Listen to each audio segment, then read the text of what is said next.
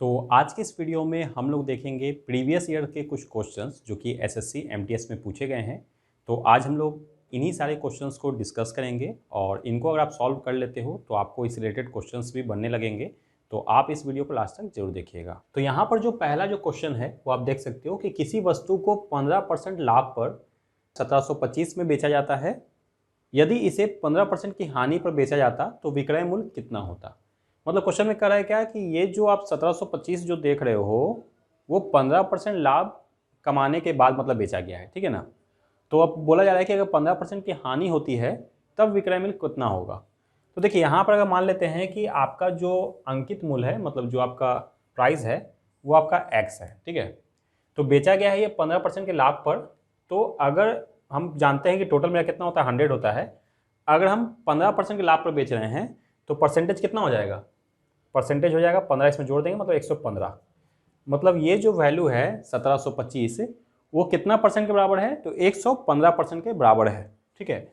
तो हम लोग यहाँ जानते हैं कि जो हमारा जो ये 1725 है वो 115% है, ठीक है। तो हम यहाँ लिख सकते हैं कि कितना का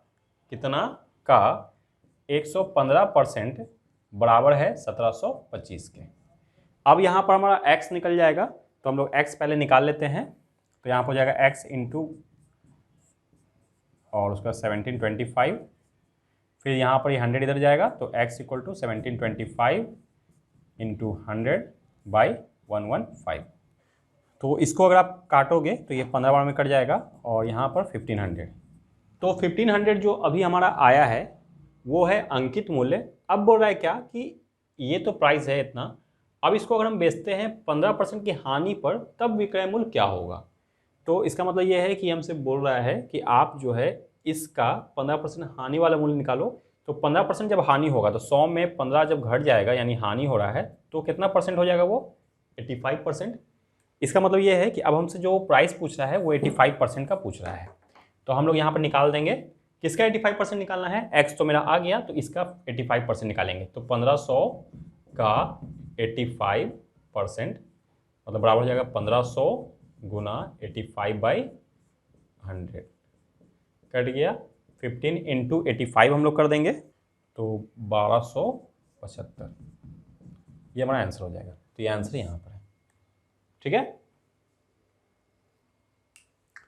दूसरा क्वेश्चन है, यहाँ पर बोल रहा है कि ए, बी और सी का औसत जो है वो 9 है, बी और सी का औसत जो है वो 10 है, तो ए का मान कितना होगा। अब औसत मतलब एवरेज है, तो एवरेज आप जानते हो क्या होता है कि अगर मान लेते हैं कि ए और बी और सी का अगर एवरेज पूछ रहा है इसका मतलब ये है कि तीनों को जोड़कर, मतलब यहाँ पर 3 संख्या है तो इसको 3 से अगर भाग देंगे तो यहाँ पर जो मेरा आएगा वो औसत आएगा। तो औसत कितना दिया है, 9 दिया है, ठीक है। तो a plus B plus C by 3 equal to 9 हो जाएगा। अब ये बाई 3 इसलिए हुआ है क्योंकि हम लोग औसत निकाल रहे हैं। तो औसत में होता क्या है कि जितना नंबर होगा, संख्या जितना होगा, तो 1 2 3 संख्या थी इसलिए 3 से हम लोग भाग देंगे तो वो बराबर जो आएगा वो औसत आएगा। उसी प्रकार अगर यहाँ पर देखोगे b और c को अगर हम लोग यहाँ पर भाग देंगे तो भाग कितना से देंगे, तो यहाँ 2 संख्या है, 1 और 1 2, तो यहाँ 2 देंगे तो हमारा औसत कितना आ जाएगा, 10 आ जाएगा, ठीक है। तो 10 यहाँ दिया हुआ है क्वेश्चन में। तो यहाँ पर बोल रहा है क्या कि a प्लस बी प्लस सी का जो मतलब ये तीनों का औसत कितना 9 है, तो हम 3 से भाग दिए तो इतना आ गया, ये इतना है, ठीक है। अब देखो यहाँ पर कि अब ये डिवाइड मिल जाएगा तो मल्टीप्लाई हो जाएगा। तो यहाँ हम कह सकते हैं कि a प्लस बी प्लस सी बराबर है 27 के, ठीक है। और यहाँ पर क्या हो जाएगा, यहाँ पर b प्लस सी बराबर किसके हो जाएगा, 20 का हो जाएगा। 2 इंटू 10 20। तो अब देखो यहाँ पर a का मान पूछ रहा है तो b प्लस सी कितना है 20, b प्लस सी कितना है 20। तो हम लोग यहाँ पुट कर देंगे तो ये हो गया 27। तो a बराबर क्या हो जाएगा, 27 माइनस 20 इक्वल टू 7, ठीक है। तो यहाँ पर आंसर क्या हो गया, 7। तो इस क्वेश्चन में बोला जा रहा है कि एक रेलगाड़ी 900 मीटर लंबे प्लेटफॉर्म को 300 सेकंड में पार करती है। यदि रेलगाड़ी की लंबाई 600 मीटर है तब वह एक स्थिर खंबे को कितने समय में पार कर सकती है। इस क्वेश्चन में आपको एक चीज़ समझना होगा कि जब भी इस टाइप का क्वेश्चन आए और अगर आपको मतलब यहाँ पर प्लेटफॉर्म शो किया हुआ है, ठीक है, तो आपको एक चीज़ को समझना होगा कि मान लेते हैं कि यहाँ पर रेलगाड़ी है, ठीक है, ये रेलगाड़ी है, ठीक है। और अगर ये किसी प्लेटफॉर्म को पार कर रही है, देखो यहाँ पर अगर प्लेटफॉर्म को पार कर रही है तो रेलगाड़ी का जो पहला जो छोर है यहाँ से अगर इस प्लेटफॉर्म को पार करेगा तो जाहिर सी बात है कि ये प्लेटफॉर्म पार करने में पूरे प्लेटफॉर्म की लंबाई, मतलब जो भी इसका लंबाई होगा, ठीक है, जैसे यहाँ दिया हुआ है 900 मीटर इसका लंबाई है प्लेटफॉर्म का, तो ये जो भी लंबाई है ये पूरे लंबाई को, मतलब ये पूरे लंबाई को ट्रेन पार करेगी तो ट्रेन का खुद का लंबाई भी पार होगा। आप सोचो कि अगर यहाँ से ये स्टार्ट करता है और ये ट्रेन यहाँ आता है, फिर इसको जब पार करेगी तो जब तक ये पूरा ये रेलगाड़ी जो है तब तक पार नहीं होगा, तब तक आप इसको नहीं बोल सकते हो कि इसने जो है प्लेटफॉर्म को क्रॉस किया है। तो जब भी इस तरह क्वेश्चन आएगा तो प्लेटफॉर्म जब रहेगा तो प्लेटफॉर्म चूँकि इसका कुछ लंबाई है 900 मीटर, तो इसको पार करने में हम क्या करेंगे, दोनों के डिस्टेंस को ऐड करेंगे। तो यहाँ अगर इसका लंबाई कितना है 600 मीटर है, तो यहाँ 600 मीटर है और ये जब पार करेगा तो दोनों डिस्टेंस क्या होगा, ऐड होगा। ठीक है, तो यहाँ पर जब बोल रहा है कि एक रेलगाड़ी जो है 900 मीटर लंबे प्लेटफॉर्म को, यानी 900 मीटर लंबे प्लेटफॉर्म को 300 सेकंड में पार करती है, इसका मतलब ये है कि इसने प्लेटफॉर्म को पार करने में जो 300 सेकंड लगाया है वो एक्चुअल में कितना डिस्टेंस होगा, दोनों को ऐड कर देंगे तो 1500 मीटर जो है वो 300 सेकंड में पार कर रहा है। ठीक है ना, क्योंकि ट्रेन जब भी प्लेटफॉर्म को पार करेगा तो वो खुद के डिस्टेंस को भी पार करेगा, तभी वो यहाँ पर जाएगा। जैसे आप देखो अगर यहाँ पर ट्रेन आएगा तो जाहिर सी बात है कि तभी ना इस छोर को वो छोड़ेगा। तो हम ये कह सकते हैं कि 300 सेकंड में कितना ट्रैवल हुआ, तो 1500 मीटर ट्रैवल हुआ है।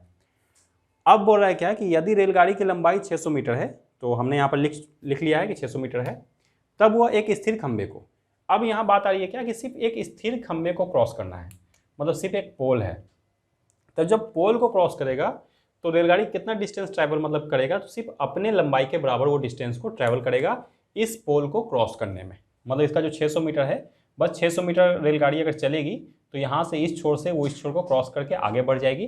तो इस कंडीशन में हम सिर्फ रेलगाड़ी का जो लंबाई है उसी को डिस्टेंस मानेंगे। तो यहाँ पर अब पूछ रहा है क्या कि इसको क्रॉस करने में कितना, तो देखो 1500 मीटर को क्रॉस करने में कितना लगता है, 300 सेकेंड। तो यहाँ पर हमसे पूछ रहा है क्या कि 600 मीटर को क्रॉस करने में कितना सेकंड लगेगा। तो सबसे पहले इसको हम यहाँ पर कट कर लेते हैं, तो 3 5 जा, ठीक है। तो 1 सेकंड में कितना मीटर चल रहा है, 5 मीटर। तो 600 मीटर चलने के लिए कितना सेकंड लगेगा, तो 600 को हम लोग 5 से डिवाइड देंगे, तो यहाँ आ गया 120, यानी 120 सेकंड लगेगा। एक खंबे को पार करने में कितना सेकंड लगेगा, 120 सेकंड लगेगा। तो 120 सेकंड को अगर मिनट में चेंज करेंगे तो कितना हो जाएगा हमारा, 2 मिनट। तो आंसर क्या हो जाएगा, 2 मिनट। समझ में आ गया। अब इस क्वेश्चन में कहा जा रहा है निश्चित साधारण ब्याज दर पर 500 रुपये की राशि 2 वर्ष में 600 हो जाती है। यदि ब्याज दर को आधा कर दिया जाए तो 500 की राशि 2 वर्ष में कितनी होगी। अब यहाँ पर आप देखो कि यहाँ जो बोला जा रहा है कि जो यहाँ पर जो ब्याज दर है वही सेम ब्याज दर इसमें आपको अप्लाई करना है, और कह रहा है क्या कि उसका आधा कर देना है, मतलब ब्याज दर जो भी है उसका आधा कर देना है, और 500 का 2 वर्ष में मतलब निकाल देना राशि की इंटरेस्ट कितना होगा। ठीक है, तो आप यहाँ पर देखो कि ये जो आप देख रहे हो इसमें आपको राशि दिया गया है 500 और 2 वर्ष में ये 600 हो गया, ये दिया गया है, लेकिन इसमें आपको कहीं भी रेट नहीं दिया गया है। ठीक है, तो रेट हम लोग को क्या करना है, निकालना है, दर जो है निकालना है। तो सबसे पहले दर निकालने के लिए आप एक चीज़ समझो कि यहाँ जो 600 है और ये क्या है, तो ये हमारा जो है अमाउंट है। ठीक है, आप जानते हो कि SI का फॉर्मूला जो होता है P into R into T by 100 होता है, जहाँ P है मूलधन, R है दर और T है टाइम, और SI मतलब हो गया साधारण ब्याज। तो यहाँ पर जो 600 जो आया है वो क्या है, तो वो हमारा मिश्रधन है, यानी A बराबर होता है P प्लस आई, मतलब जो आपका इंटरेस्ट निकला, जो आपका मूलधन है, दोनों को जोड़ देंगे तो A आएगा। तो यहाँ से अगर हम लोग निकालेंगे I, मतलब SI अगर यहाँ से निकालेंगे हम लोग, तो आप देख सकते हो कि यहाँ पर 600 ये है, P क्या दिया है 500 प्लस I, तो ये माइनस हो जाएगा, यानी इंटरेस्ट क्या है हमारा, यहाँ 100 है। तो ये तो आप समझ गए कि इंटरेस्ट यहाँ पर 100 है।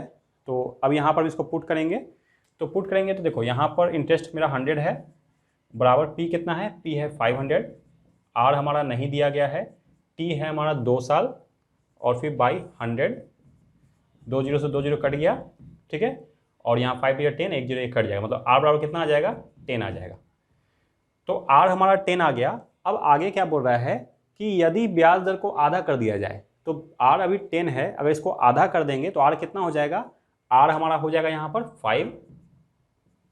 ठीक है, अब यहाँ पर R 5 हो गया अब बोल रहा है क्या कि 500 मतलब हमारा पी है, पी क्या है, मूलधन 500 है, तो 2 वर्ष में कितना होगा ये, ठीक है। तो हम लोग वो निकालेंगे, तो इसको इरेज करते हैं। अब देखिए, तो अभी हम लोग को क्या करना है, ऐसा ही निकालना है। तो अब क्या है, हमारा दिया गया है पी है 500, आर आधा हमने किया है वो है 5, और ईयर जो है 2 साल के लिए बाई 100, तो कितना आ गया, आई मेरा आ गया ऐसा ही जो है वो 50 आ गया। अब हम लोग क्या निकालना है, अमाउंट निकालना है। तो ए बराबर क्या होता है, पी प्लस आई। तो हमारा ए जो है वो है 500 है यहाँ पर, और अभी आई जो है वो है 50, यानी जो आंसर होगा 550 होगा, ठीक है। तो ये हमारा आंसर। तो ये हमारा आज का लास्ट क्वेश्चन है। तो एक बैग में 1 रुपये 50 पैसे तथा 25 पैसे के सिक्कों की संख्या का अनुपात 1:2:4 है। यदि बैग में कुल धन 225 रुपये हैं तो उसमें 50 पैसे के कितने सिक्के हैं। तो इस क्वेश्चन में कहा गया है क्या कि एक बैग में 3 प्रकार का सिक्का है, 1 रुपया 50 पैसा और 25 पैसे का सिक्का है, जो इस अनुपात में है, और कुल जो अमाउंट है यानी टोटल अमाउंट जो है 225 है। तो आपसे पूछ रहा है कि 50 पैसे के सिक्के कितना है। तो यहाँ पर देखिए, जब भी इस तरह का अनुपात में रहे ना, तो आप ऐसे इसको लिख सकते हो कि 1x, ठीक है, 2x और 4x। इसको हम लोग ऐसे मान लेते हैं जब भी ये रहेगा तो इस टाइप के क्वेश्चन में। तो अब क्या है कि यहाँ पर जो बोला जा रहा है, देखिए यहाँ पर बोला जा रहा है क्या कि 1x, अब ये 1 रुपये का सिक्के का अनुपात कितना है, 1 का अनुपात है 1, तो यानी यहाँ जो 1x है वो गुना होगा 1 से, क्योंकि किसका अनुपात दिया गया, 1 रुपये के सिक्के का। फिर हम लोग लिखेंगे प्लस 2x किसका अनुपात है, 50 पैसे के सिक्कों का। तो 50 पैसा जो है इसको हम लोग रुपया में कर लेंगे, क्योंकि ये रुपया है यहाँ पर, ठीक है। तो हम लोग इसको रुपया में करेंगे तो हो जाएगा 0.5। यहाँ फिर लिखेंगे प्लस 4x को गुना करेंगे, 4 किसका रेशियो है, 25 का, तो इसको गुना करेंगे 25 पैसे से, तो इसको हम लोग रुपये में करेंगे तो 0.25। रुपये में चेंज करने के लिए सिंपली आपको क्या करना है, 100 से भाग देना है। तो यहाँ पर हम लोग करेंगे तो ये आ जाएगा। अब ये जो बराबर है वो है 225 के। तो हम लोग यहाँ से x का वैल्यू निकालेंगे। तो यहाँ पर देखिए ये मल्टीप्लाई होगा तो क्या आ जाएगा, x आ जाएगा। ये मल्टीप्लाई होगा तो क्या आ जाएगा, यहाँ पर ये भी आ जाएगा x, और ये जो मल्टीप्लाई होगा तो ये भी जो आ जाएगा, यहाँ पर अब इसको अगर तोड़ सकते हो तो ये भी जो है x आ जाएगा, यानी 1x आएगा यहाँ पर, ये भी 1x आएगा। तो हम लोग x लिख देंगे, बराबर है 225। इसको ऐड करेंगे 3x बराबर 225, x बराबर आ जाएगा 225/3। 3 से इसको हम लोग कट करेंगे, ठीक है। इसको इधर मैं लिख देता हूँ। तो यहाँ से हम लोग x को 225/3, तो इसको काटेंगे तो 3 से 7 बार में, फिर 5 बार में, यानी x बराबर कितना आ गया मेरा, 75 आ गया, ठीक है। तो x बराबर जो 75 आया है यहाँ पर, अब देखो x बराबर 75 आया है। अब ये पूछ क्या रहा है कि 50 पैसे के सिक्कों की संख्या क्या है। तो 50 पैसे का जो सिक्का है वो देखो यहाँ पर क्या है, उसका रेशियो ये ना है 2 है ना, 50 पैसे का रेशियो कौन है, 2 है। तो हम लोग क्या लिखे थे यहाँ पर, 2x लिखे थे। तो 2x हमसे पूछ रहा है, तो 2x क्या हो जाएगा, तो इसलिए 2x यहाँ पर हो जाएगा 2 गुना 75, यानी 150 हो जाएगा आंसर, ठीक है। तो ये आपको नहीं दिख रहा तो मैं इधर लिख देता हूँ इसको। यहाँ पर हम लोग करते हैं, तो यहाँ 75 जो है x का वैल्यू आया है मेरा, ठीक है। x बराबर कितना आ गया है, यहाँ पर x बराबर जो है 75 आया है। तो यहाँ पर किसका वैल्यू पूछ रहा है, ये बीच वाले का पूछ रहा है कि 50 पैसे के कितने संख्या है। 50 पैसे का रेशियो क्या है हमारा, बीच वाला, यानी 2। तो 2 यहाँ पर है, तो x का वैल्यू कितना आया है, 2 यहाँ आया 75। तो 2x बराबर क्या हो गया, 150। तो आंसर क्या हो जाएगा, यहाँ पर 150 आंसर होगा, ठीक है। तो बस आज के लिए इतना ही, अब मिलते हैं अगले वीडियो के साथ।